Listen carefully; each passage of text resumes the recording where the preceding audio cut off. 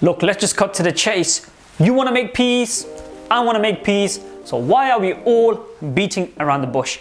Well, you know the saying that time is money? Well, that's freaking true, guys. Your time is absolutely precious, and the biggest thing that I see far too many of you young guns doing is wasting this valuable time. It's like just because you're young, you're in this mind frame that you have an eternity ahead of you. Absolutely wrong. That couldn't be far from the truth. And the person that said money doesn't buy happiness clearly didn't know where to shop.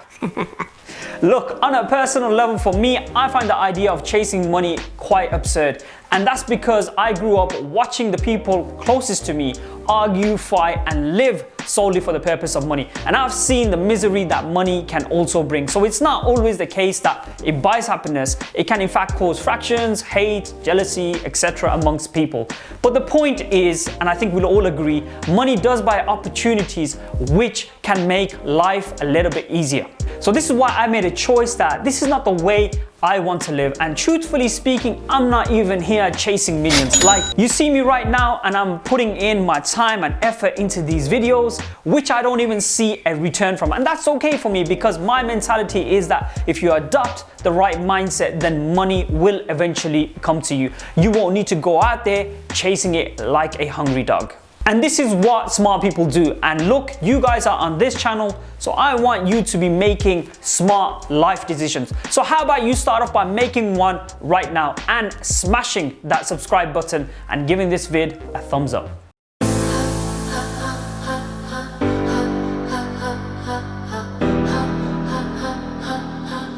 So let's go ahead and use a practical example in terms of how it can take you, or how you could be earning and getting to that target of $1 million. So let's say you started off on a typical salary of £25,000 a year per annum. So how long would it take you to reach that goal of £1 million? Now you can go ahead and work that out for yourself. Okay, it's not that difficult, I don't think. All right. Okay, so look, I'll save the grief. Okay, so if we basically just do 1,000 divided by 25, 25 goes into 104 times. So a bit of basic maths there. It will take you 40 years to reach that goal of £1 million. So there you go. Within 40 years, if you saved every dime of your salary from £25,000, you will become a millionaire. So there you have it, guys. There's your solution. I don't get it. I just gave you the formula to reaching that target. So why are you feeling dissatisfied? Look, there's a distinct thing I wanted to point out using this very example, and that is money does not dictate how rich you become. It is in fact the time that it took. A person who makes £1 million a year is 40 times much more richer than the person it took 40 years to accumulate the same amount of wealth. Here's a lesson I want you to remember from today's video. The biggest mistake people tend to make is to look solely at the money and not the time. People with a rich mentality tend to value their time first and foremost and not the money first.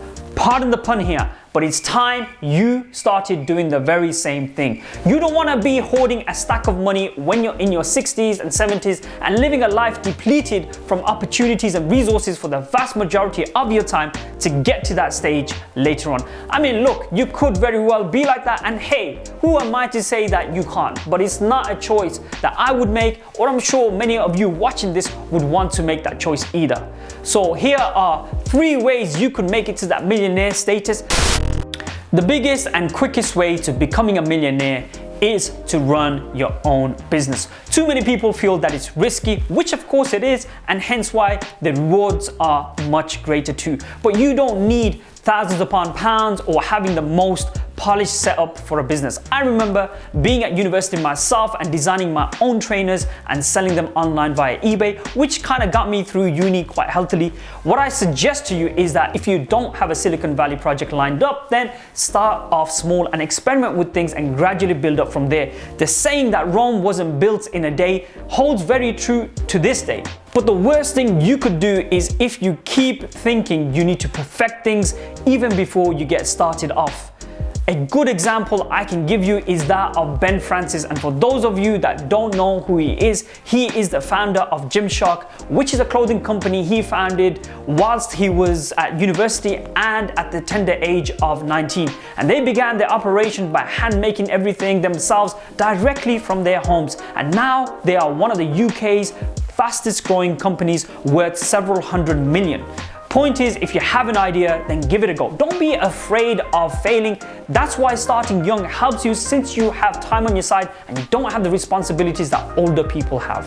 And hey, look, if you're stuck for ideas on what to do, then check out my video on the 5 side hustles that you can get yourself involved in right now during the pandemic.